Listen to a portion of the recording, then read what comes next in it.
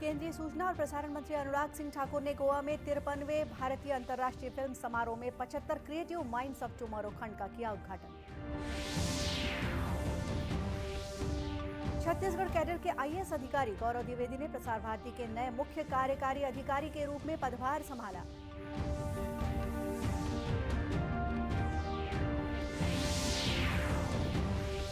आज विश्व मत्स्य पालन दिवस पर रायपुर में राज्य स्तरीय मछुआ सम्मेलन का आयोजन किया गया।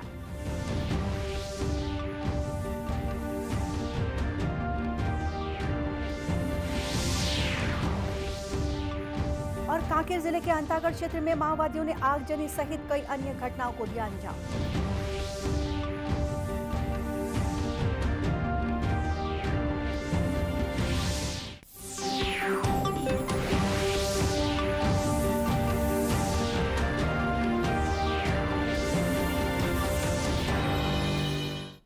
नमस्कार, आप देख रहे हैं दूरदर्शन समाचार।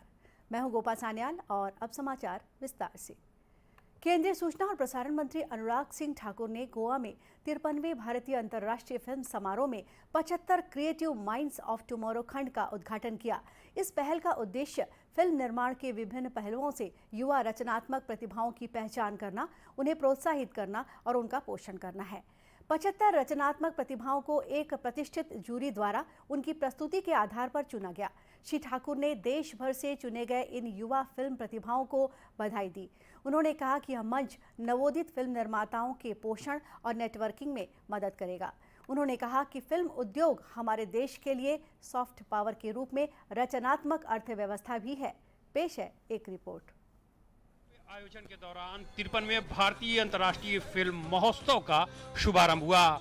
समारोह में केंद्रीय सूचना एवं प्रसारण मंत्री अनुराग ठाकुर, सूचना एवं प्रसारण राज्य मंत्री डॉक्टर एल मुरुगन और सूचना एवं प्रसारण सचिव अपूर्व चंद्र के साथ साथ फिल्मी दुनिया की दिग्गज हस्तियां शामिल हुईं। 28 नवंबर तक चलने वाले एशिया के इस सबसे बड़े फिल्म महोत्सव में दुनिया भर की बेहतरीन फिल्में प्रदर्शित की जाएंगी। अपने संबोधन में केंद्रीय सूचना एवं प्रसारण मंत्री ने कहा कि इफ्फी के मंच का विस्तार किया जा रहा है। We have given wings to new ideas and innovation. For the first time, IFFI will have a technology hub to showcase the latest innovations for the cinema world. Next up is something very close to my heart and was born last year from the Honorable Prime Minister's vision to give the youth a platform to showcase their talent. And upholding the spirit of our youthful and dynamic country, 1,000 entries across 10 categories, 75 creative minds of tomorrow have been selected after a rigorous process by eminent jury comprising of lifetime awardees, NFA, Grammy and Oscar winners. केंद्रीय सूचना एवं प्रसारण राज्य मंत्री doctor L Murugan ने कहा कि महोत्सव के दौरान विश्व भर के फिल्म प्रतिनिधि सर्वश्रेष्ठ भारतीय और विश्व सिनेमा का आनंद लेंगे। फिल्म महोत्सव के शुभारंभ समारोह में फिल्म अभिनेता चिरंजीवी को personality of the year award से सम्मानित किया गया। उधर स्पेनिश फिल्म निर्देशक कार्लोस सौरा को सत्यजीत रे लाइफ टाइम अचीवमेंट अवार्ड से सम्मानित किया गया। उनकी बेटी अन्ना सौरा उद्घाटन समारोह में प्रतिष्ठित फिल्म निर्माता की ओर से पुरस्कार ग्रहण किया। सांस्कृतिक कार्यक्रमों से सजे रंगारंग उद्घाटन समारोह के साथ शुरू हुआ इफ्फी के 53वें संस्करण का सफर दुनिया की शानदार फिल्मों का गवाह बनेगा। Bureau report, DD news. Prasar Bharati के नवनियुक्त मुख्य कार्यकारी अधिकारी गौरव द्विवेदी ने अपना पदभार ग्रहण कर लिया है। इस मौके पर दूरदर्शन समाचार से खास बातचीत में श्री द्विवेदी ने कहा कि पिछले 2 दशकों में टेलीविजन और रेडियो में निजी क्षेत्र का मार्केट शेयर बढ़ा है। उन्होंने ये भी कहा कि प्रसार भारती की बेहतरी के लिए लगातार प्रयास किए जाएंगे। के जो 2 कंपोनेंट्स हैं, दूरदर्शन और ऑल इंडिया रेडियो, हम शायद उस आखिरी जनरेशन के लोग हैं जो केवल दूरदर्शन और ऑल इंडिया रेडियो के साथ बड़े हुए। उसके बाद पिछले 2 दशक में, 2.5 दशक में काफ़ी तेज़ी से निजी चैनल्स, चाहे वो रेडियो पर हों चाहे टीवी पर हों, उनका मार्केट शेयर बढ़ा है और आगे के जो जनरेशन्स हैं उन्होंने जो है वो बहुत चॉइस देखी है। बावजूद इसके आज भी प्रसार भारती के जो आउटरीच है उसको आमतौर पर माना जाता है कि वो सबसे ज़्यादा विश्वसनीय है, सबसे ज़्यादा ट्रस्टेड न्यूज़ ब्रांड्स हैं। उल्लेखनीय है श्री द्विवेदी 1995 बैच के छत्तीसगढ़ कैडर के आईएएस अधिकारी हैं। इससे पूर्व गौरव द्विवेदी केरल, मध्य प्रदेश और छत्तीसगढ़ में विभिन्न जिम्मेदारियां निभा चुके हैं। आज विश्व मत्स्य पालन दिवस है। इसका लक्ष्य मत्स्य भंडार की स्थिरता और स्वस्थ पारिस्थितिक तंत्र सुनिश्चित करने के लिए विश्व में मछली प्रबंधन के तरीकों में बदलाव लाने पर ध्यान केंद्रित करना है। केंद्रीय मत्स्य पालन विभाग स्वस्थ महासागर पारिस्थितिक तंत्र और सतत मत्स्य पालन के बारे में जागरूकता बढ़ाने के लिए दमन में कार्यक्रम आयोजित कर रहा है। इसी कड़ी में आज छत्तीसगढ़ की राजधानी रायपुर के साइंस कॉलेज परिसर स्थित पंडित दीनदयाल उपाध्याय ऑडिटोरियम में राज्य स्तरीय मछुआ सम्मेलन का आयोजन किया गया। कार्यक्रम में मुख्यमंत्री भूपेश बघेल और मछली पालन मंत्री रविंद्र चौबे भी शामिल हुए। इस अवसर पर मुख्यमंत्री भूपेश बघेल ने मीडिया से बातचीत करते हुए कहा कि कार्यक्रम के दौरान राज्य की नई मछली पालन नीति की घोषणा की गई है। उन्होंने कहा कि मछली पालन के लिए किसानों को बिना ब्याज के ऋण, कृषि के सामान और बिजली बिल की सुविधा दी जा रही है। साथ ही मछली पालकों को आर्थिक रूप से मजबूत बनाने की दिशा में राज्य सरकार लगातार काम कर रही है। कार्यक्रम और इसमें नई मछली नीति की घोषणा की गई। माननीय रविंद्र चौबे जी ने सारी बातें स्पष्ट कर दी है। कुछ समाज में भ्रांति फैलाने की कोशिश कर रही, वो सारी चीज़ स्पष्ट हो गया है। और जिस प्रकार से हमारे निषाद समाज के जो आराध्य देवी बिलासा के नाम से एयरपोर्ट करना, कांकेर के गांधी कहते थे इंद्र के मठ, उसको सम्मानित करना, दुर्वासा निषाद, पुनाराम निषाद के नाम से भवनों का नामकरण किया जाना लगातार, और 0% में मछली पालन के लिए लोन देना, बिजली बिल भी कृषि के आधार पर दिया जाना। तो ऐसे इनके आर्थिक रूप से सुधार हो, इसमें लगातार सरकार काम कर रही है। सम्मेलन में प्रदेश भर के उत्कृष्ट मत्स्य पालक, मछुआ सहकारी समिति और समूहों के सदस्य मौजूद थे। दिल में छेद और जन्मजात गंभीर हृदय रोग से पीड़ित बच्चों का निःशुल्क इलाज के लिए प्रसिद्ध नवा रायपुर स्थित श्री सत्य साई संजीवनी हॉस्पिटल की 10वीं सालगिरह के उपलक्ष्य में भव्य आयोजन किया गया। अस्पताल परिसर में आयोजित कार्यक्रम में श्री सत्य साई हॉस्पिटल से जीवन दान पा चुके हजारों बच्चों के परिजन परिवार समेत भाग लेने पहुंचे। आयोजन में देश भर से बच्चों के साथ पहुंचे परिजनों ने अपने अनुभव भी साझा किए। परिजनों ने बताया कि श्री सत्य साई हॉस्पिटल में बच्चों के दिल में छेद का निःशुल्क और अच्छा इलाज होता है। बेटे को मेरे जब पता चला कि इसको हार्ट की प्रॉब्लम है तो फिर यहाँ के लिए पता दिया गया। हम लोग यहाँ चेकअप के लिए आए और जब यहाँ आए तो और बड़ी समस्या यहाँ से पता चली। वो तो वहाँ पता चला था कि हार्ट में छेद बस है, लेकिन यहाँ आके देखे कि इसका TAPVC रिपेयर होना है। उसका मतलब था कि सारी नसें गलत जुड़ी हुई थी हार्ट के ऊपर की।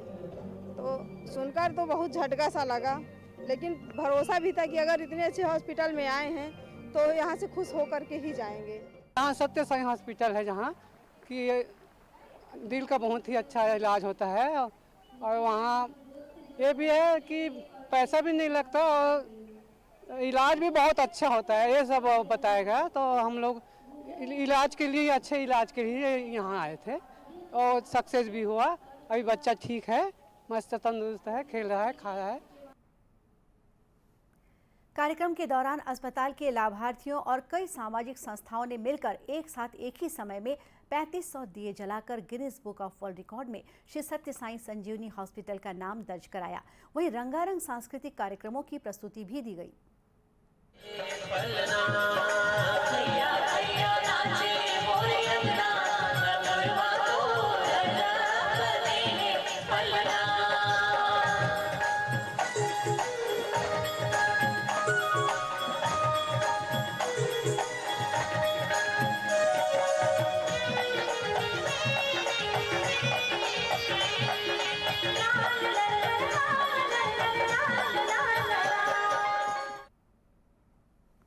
उल्लेखनीय है कि नवा रायपुर के श्री सत्य साई संजीवनी हॉस्पिटल में अब तक देश समेत 17 देशों के 24,000 बच्चों का निःशुल्क ऑपरेशन किया जा चुका है और 2 लाख बच्चों को ओपीडी का लाभ भी मिल चुका है।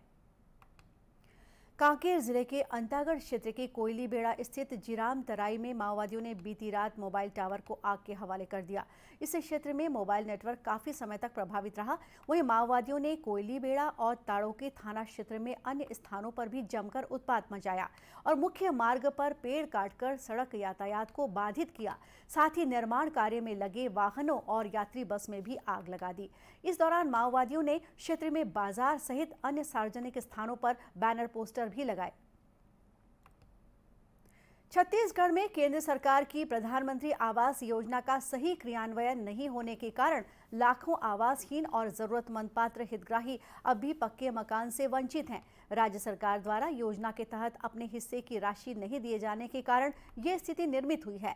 बताया गया है कि दुर्ग जिले में भी वर्ष 2020-21 में लगभग 3,500 लोगों ने प्रधानमंत्री आवास योजना के तहत पक्के मकान बनाने के आवेदन दिए थे, लेकिन इन आवेदनों पर राज्य शासन द्वारा अपने हिस्से की राशि जारी नहीं की गई।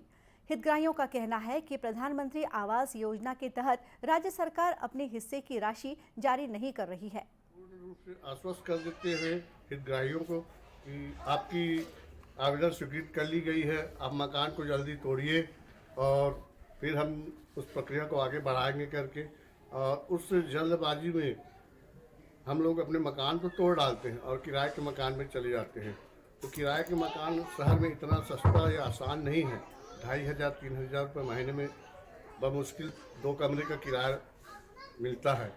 तो उस स्थिति में ऐसी परिस्थिति आ जाती है कि हम अपने परिवार के लिए कितना कमाएं और कितना बचाएं कि हम किराया दे सकें। प्रधानमंत्री नरेंद्र मोदी जी ने लगातार 2 वर्षों से छत्तीसगढ़ को टारगेट दे रहे हैं।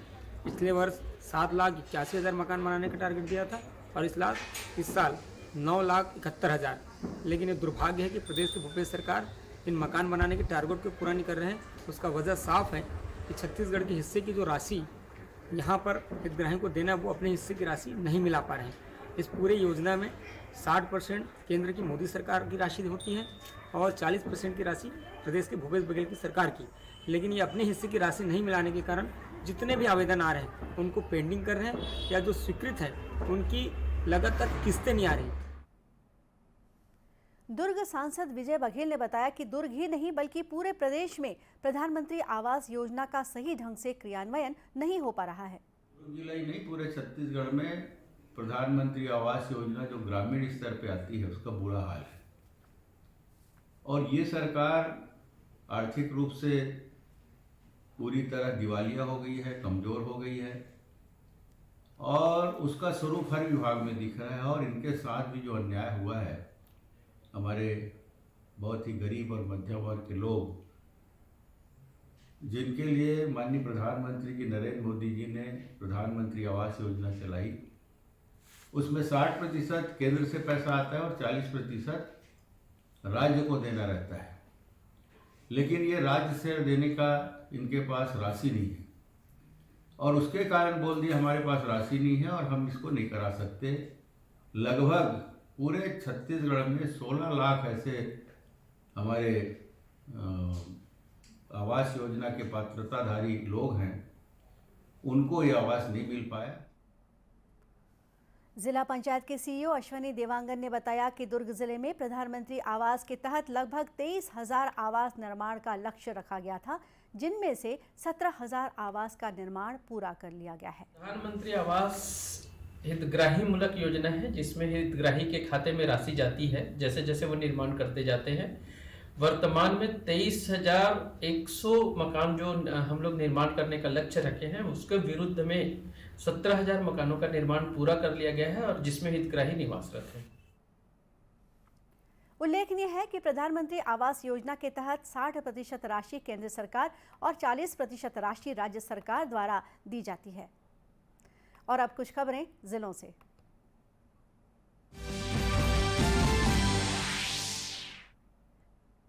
बिलासपुर जिले के तखतपुर विधानसभा निर्वाचन क्षेत्र में मतदाता जागरूकता अभियान के तहत नए मतदाताओं को वोटर हेल्पलाइन ऐप से पंजीयन और आधार से लिंक करने के लिए जन जागरूकता अभियान चलाया जा रहा है। पीएनएस महाविद्यालय बिलासपुर के विद्यार्थियों ने जन जागरूकता रैली निकालकर लोगों को मतदाता सूची में अपना नाम जुड़वाने के लिए प्रेरित किया। राजधानी रायपुर की पुलिस ने देश भर में ट्रक लीज पर लेकर फर्जीवाड़ा करने वाले अंतर्राज्यीय गिरोह का भंडाफोड़ करते हुए गिरोह के 6 सदस्यों को गिरफ्तार किया है। वरिष्ठ पुलिस अधीक्षक प्रशांत अग्रवाल ने बताया कि यह गिरोह अलग अलग राज्यों में फर्जीवाड़ा करने का नेटवर्क संचालित करता है। पुलिस को यार्ड से 20 ट्रकों के साथ ऐसे दस्तावेज मिले हैं जिससे पता चलता है कि गिरोह ने 250 से अधिक ट्रक किराए पर लिए थे, जिनमें से ज्यादातर ट्रक बेच दिए गए हैं। मुंगेली जिले में पुलिस द्वारा महिला बाल विकास विभाग के चाइल्ड लाइन इंडिया फाउंडेशन और आस्था समिति के साथ बाल दिवस के उपलक्ष्य में बाल सुरक्षा सप्ताह के तहत चाइल्ड लाइन से दोस्ती अभियान चलाया गया। इस अभियान का उद्देश्य बच्चों का संरक्षण और सुरक्षा सुनिश्चित करते हुए बालकों, अभिभावकों और आम नागरिकों को जागरूक करना है।